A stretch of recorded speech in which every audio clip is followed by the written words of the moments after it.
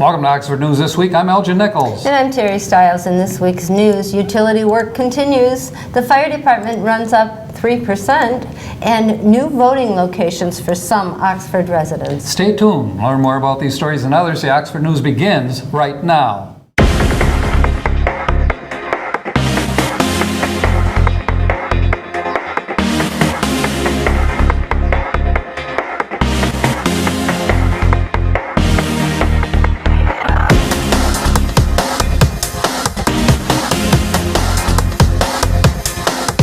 Consumers Energy has been replacing gas lines along M24 since early November, preparing for a major roadway construction project ahead beginning in March. The utility company is on track to complete this phase of the project by January 24th, when another phase relocating gas mains will begin early April. Detailed maps of the projects are available in the community room at the Village of Oxford office. More information can be found by going to restorem24.com. Check it out. If there's one thing you don't want in your drinking water is volatile organic compounds, known as VOCs for short. Fortunately, no VOCs were found in Oxford's groundwater supply following annual testing done by Grand Rapids-based Williams and Works, who told the Oxford board all groundwater sampled locations showed no degradation of groundwater quality. The same findings were present in a November 2019 report to the village, also prepared by Williams and Works. To review these reports, do so by visiting the village office, the Oxford Township Hall between hours of 8 a.m. and 5 p.m. Monday through Friday. Almost 5,000 registered voters in Oxford are on notice. If you are in District 2 or 7, starting with the March 10th presidential primary, Oxford voters in Precinct 2 will be directed to use the Oxford Village Community Room at 22 West Burdick Street. Precinct 7 voters will cast their ballots at the Oxford Public Library on Pontiac Street. Moving those precincts allows the district to keep all schools open that day. If you have not received your new voter's registration card and you are encouraged to call the clerk's office at 248-628-9787 Monday through Friday from 8 a.m. to 5 p.m. Additionally, it is now easier than ever for voters to make their selections from the comforts of their own home. Absentee ballots are available to any registered voter at the clerk's office. The numbers are in, and once again, business is booming for the North Oakland Transportation Authority. Last year, NOTA provided more than 42,000 rides to senior citizens, individuals, and with disabilities and low-income residents. That's over 200 more rides than the 2018 total. Orion Township residents received around 22,000 rides. Oxford residents used NOTA nearly 18,000 times. The remainder of the rides went to residents of Addison Township and the village of Leonard. During 2019, NOTA vehicles traveled over 500,000 miles, which is around 11,000 more than last year. Wow, they're busy folks. Last week, the Oxford Fire Department released their run totals for last year, and it appears the department saw a 3% increase in the numbers of calls over 2018. According to the numbers, in 2019, Oxford firefighters responded to over 2,000 calls, of which a majority were for medicals. They also responded to in addition, there were 18 cut-in errors, which are clerical errors, and dispatch, which generate incident numbers. This year, DTE will be out in full force in Oxford and Brandon Township areas trimming trees.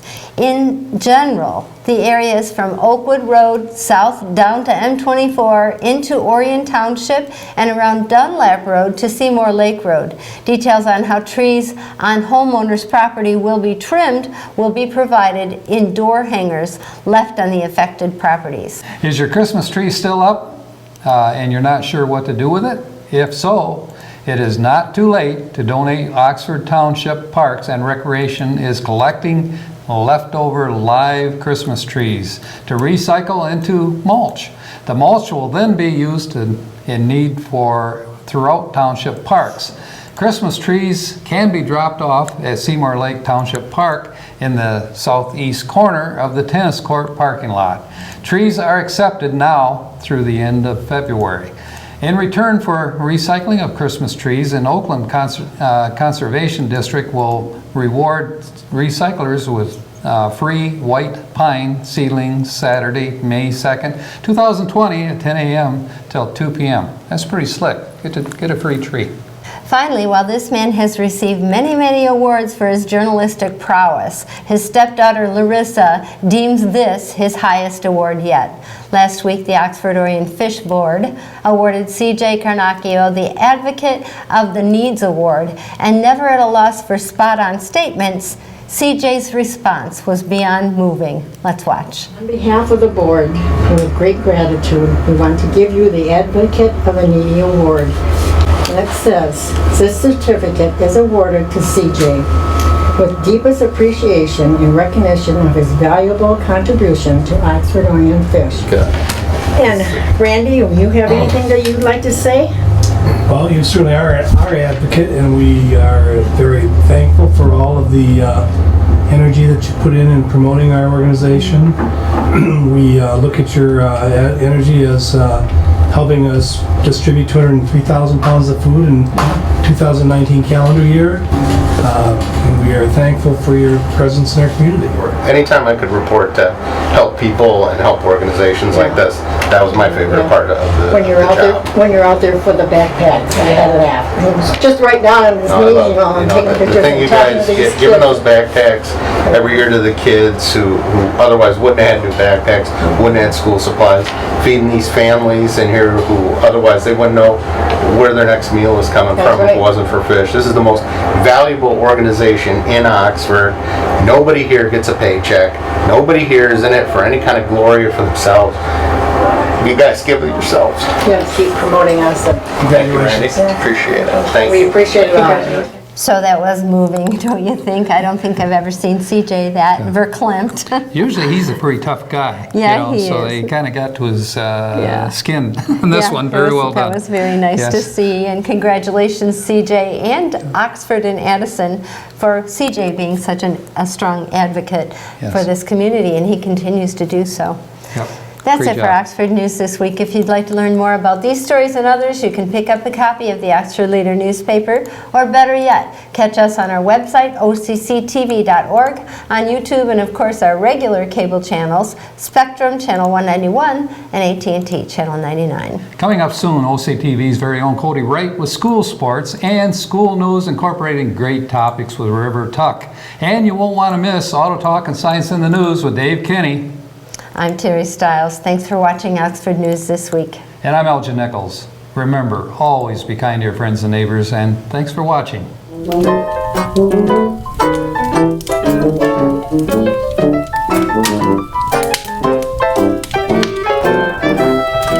Hello, Oxford parents and students. My name is River Tuck, and welcome back to School News right here on OCTV.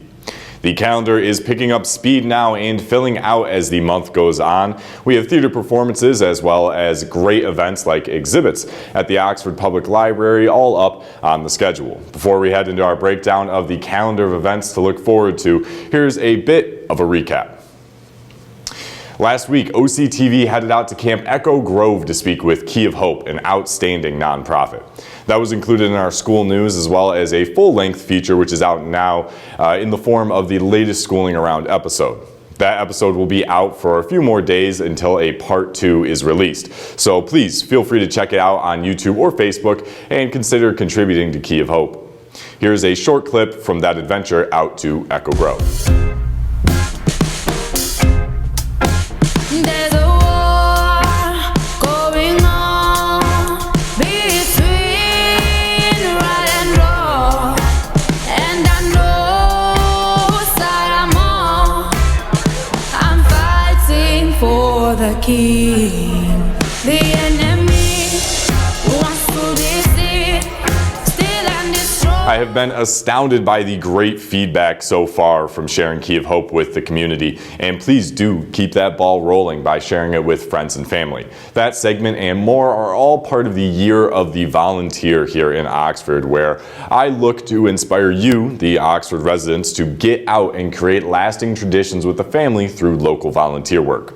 Part 2 will be out soon, featuring some other great charities like the Oxford Orion Fish Food Pantry and the Free Meals Program over at the Oxford United Methodist Church. I headed over to the church last Wednesday to volunteer with the Free Meals Program. Here is a short clip from that.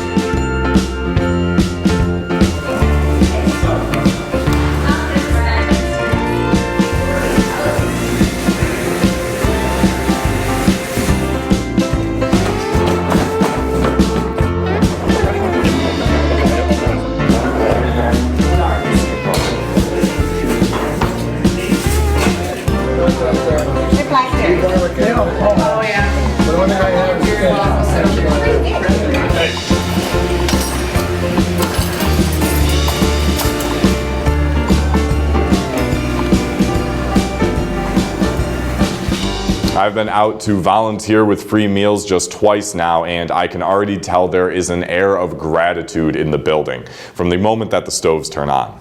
Both those volunteering their time to serve up the food and those able to sit down and enjoy it are without a doubt grateful to be where they are, sharing in the power of community that we have here in Oxford. But that does not continue unless you and as many people that you can grab go out and volunteer today. There will be more local charities on the next Schooling Around out soon for you to get a first-hand look at, as well as some more information. For now, though, be sure to check out the last episode and stay tuned for your school news. Check out the last episode of Schooling Around and stay tuned for your school news every week. Now time to break out the calendar because we got dates in Oxford. Starting off with Tuesday the 14th, Lakeville's Checker Club will meet 3:45 to 4:45. Moving on to Wednesday the 15th, Daniel Axford will be starting to hold their vision screenings throughout the week. For any comments and concerns on that, please reach out to the school staff. Also on Wednesday the 15th, the Oxford Public Library will be hosting a speaker to speak on behalf of the new exhibit that opened up last week. This exhibit and guest speaker will all be focused on Michigan agriculture and its rich history in our area. Next, on Thursday the 16th, the fantastic OMS show Showdown at Palm Tree Pines will begin at 6:30 at the Performing Arts Center. Also that night is the OMS PTO meeting starting at 7. Friday the 17th, OMS will have another showing of their great play starting at the same time, same place. Friday also marks the end of the second marking period for OMS, meaning a good deal of festivities at the middle school, as you can imagine. This day has been dubbed the Spirit Day Teal Out Day at the middle school. That is it for this week's calendar, but remember that there is no school district-wide the following Monday, the 20th. That about does it for this week's school news. Thank you all for tuning in, and be sure to check out the latest and next Schooling Around out on YouTube and soon to be out on everything respectively. As we continue the Year of the Volunteer here in Oxford, I hope to see many of you out at local charities as I visit them soon. Stay tuned for more Oxford news. As always, I have been River Tuck for your school news. Until next time, Oxford.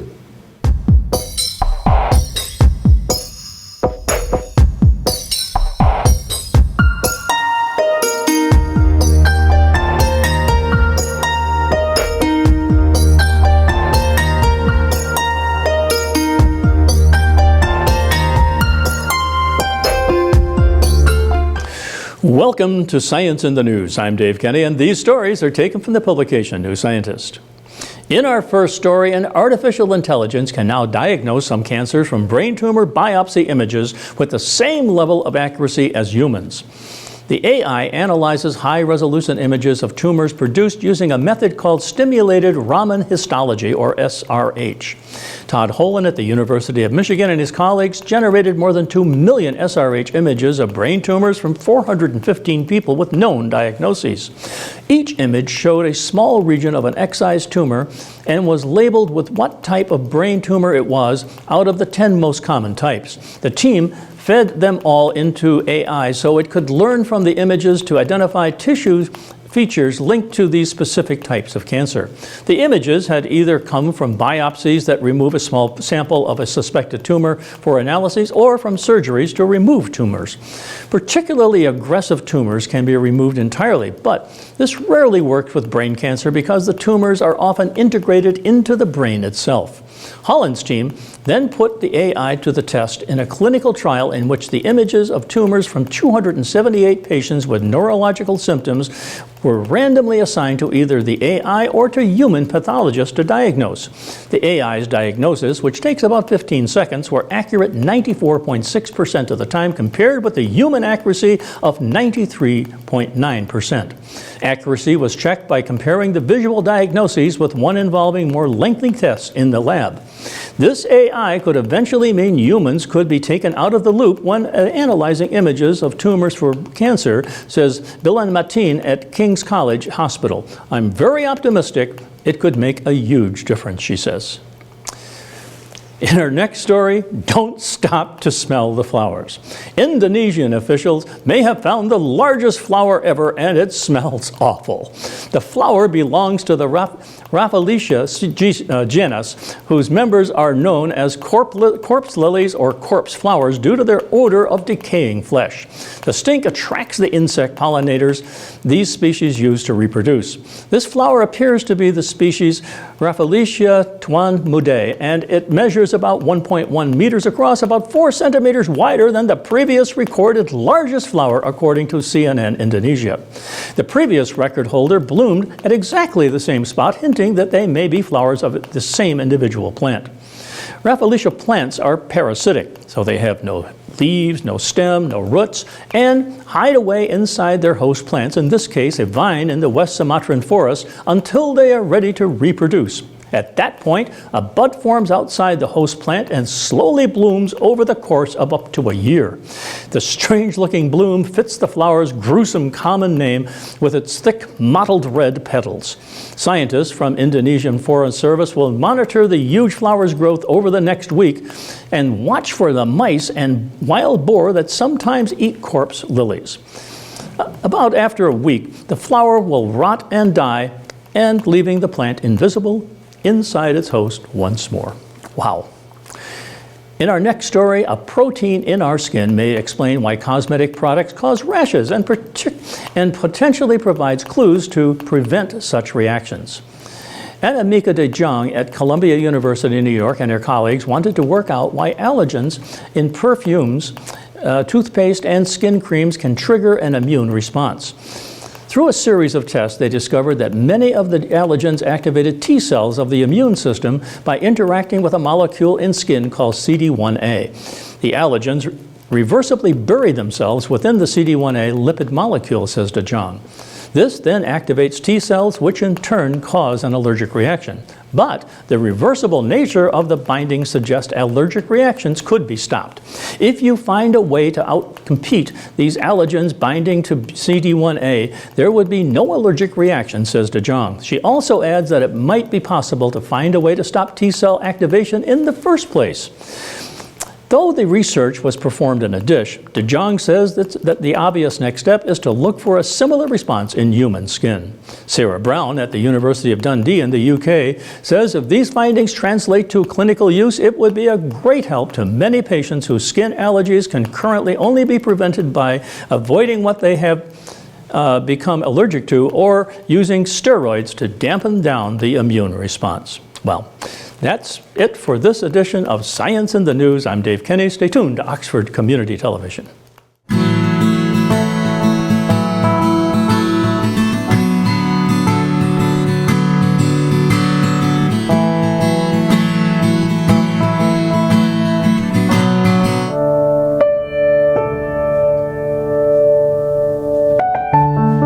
What's going on, Wildcat fans? Cody right back here for this week's Sports Report.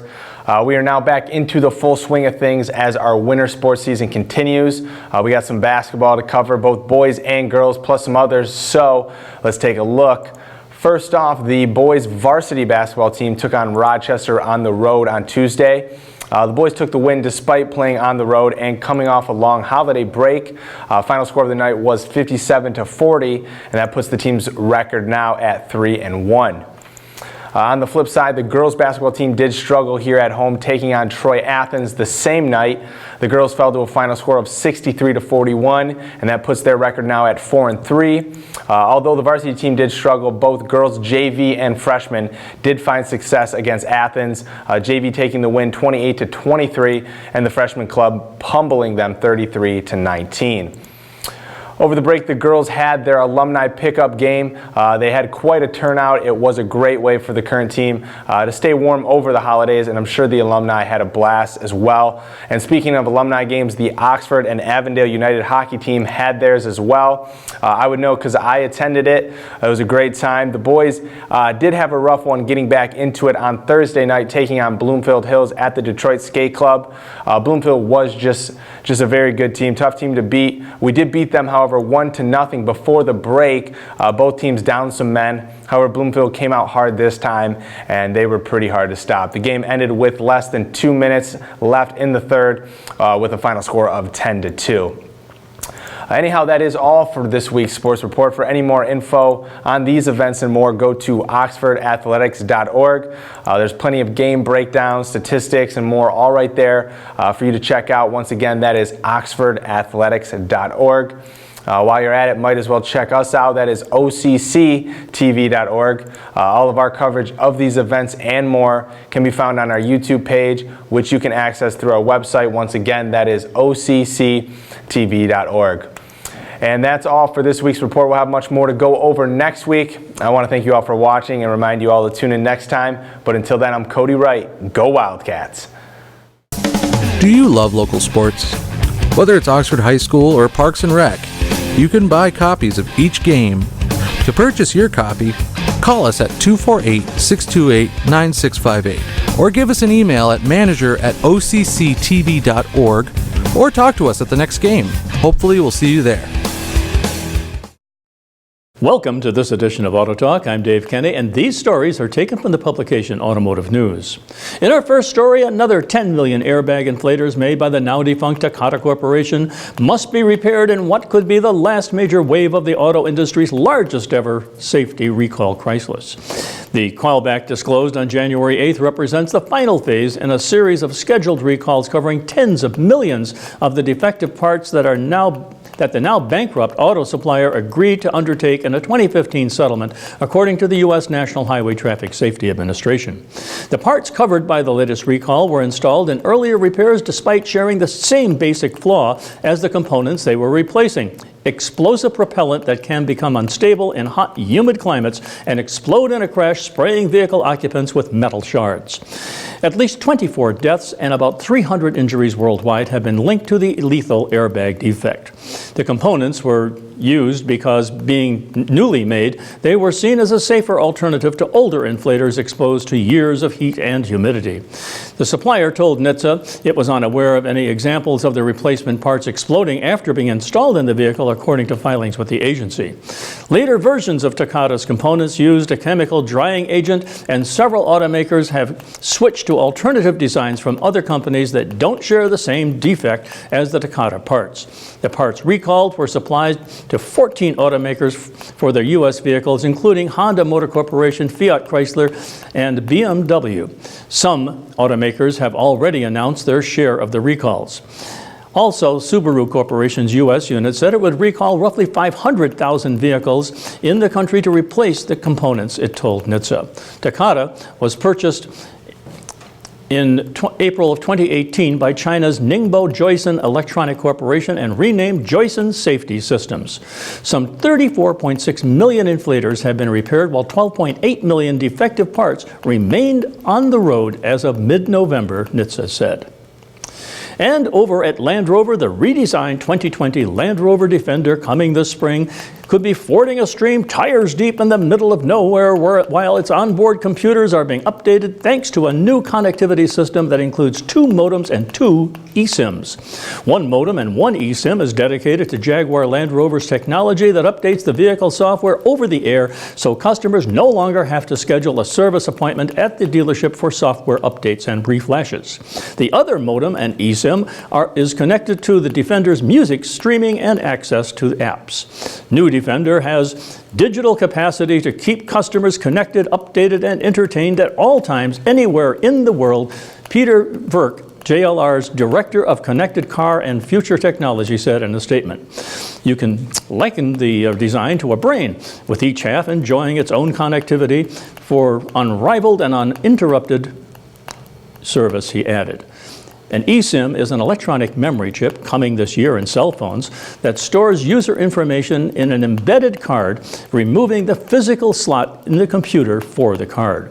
Land Rover is claiming that the Defender will be the world's first vehicle to have a dual modem, dual eSIM system. JLR officials are showing the 2020 Defender this week at the Qualcomm and BlackBerry booths at CES in Las Vegas. And over at Mercedes-Benz, German automaker Daimler AG says it will recall 744,000 Mercedes-Benz vehicles in the U.S. from the 2001 to 2011 model years because the sunroof glass panel could detach and pose a hazard. The large recall covers more than 24 vehicles from C-Class, CLK Class, CLS Class, and E-Class model lines. The automaker said the bonding between the glass panel and the sliding roof frame might not meet specifications and could lead to the sunroofs detaching. Owners who paid for repairs for the issue will be able to seek reimbursements from Daimler. A Mercedes-Benz USA spokesman said he did not have a worldwide vehicle total for the recall. Dealers will inspect the glass panel bonding and replace the sliding roof if necessary, the company said. Last month, Mercedes-Benz USA agreed to a $20 million civil penalty over its handling of U.S. vehicle recalls over a year-long U.S. government investigation into 1.4 million recalled vehicles. Under the terms of the settlement, the automaker will pay $13 million and faces another $7 million fine if it does not comply with the agreement. The U.S. National Highway Traffic Safety Administration said the company failed to notify owners in a timely fashion in some recalls, did not submit all reports, and did not launch at least 2 recalls in a timely fashion. Well, that's it for this edition of Auto Talk. I'm Dave Kenny. As always, may the wind be at your back as you cruise down life's highways.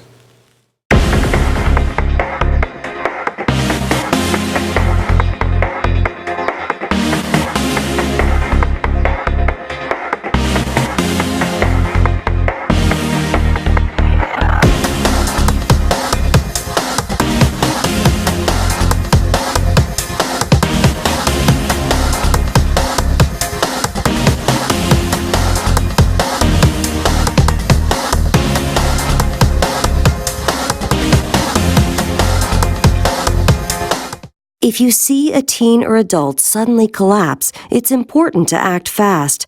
Helping to save a life is easier than you might think. Just start hands-only CPR. The first step is to send someone to call 911 or call 911 yourself. Then get directly over the victim. Put the heel of one hand in the center of the chest, then put your other hand on top of the first. Then push hard and fast in the center of the chest until help arrives. It's important to push at a rate of at least 100 beats per minute, which is about the same tempo as the song Stayin' Alive. Let's hope you never have to use hands-only CPR, but if you see a teen or adult suddenly collapse, don't be afraid to try it. Remember, call 911, then push hard and fast in the center of the chest until help arrives. Your actions can help save a life. To learn more, call 877-AHA-4CPR or visit heart.org/hands-only-CPR. With the leadership of our station manager, Bill Service, we have been a very successful team, winning awards from the state of Michigan for Best Electronic Media, giving attention to our local veterans. We also won awards for excellence in directing and educational programs. With the help of our great new equipment and our technical directors, we write, produce, and broadcast our local news for you. Without our production manager, Terry Stiles, our channel and station wouldn't be the well-oiled machine it is today. She coordinates the editing assignments and shoot schedule with our editors and camera people.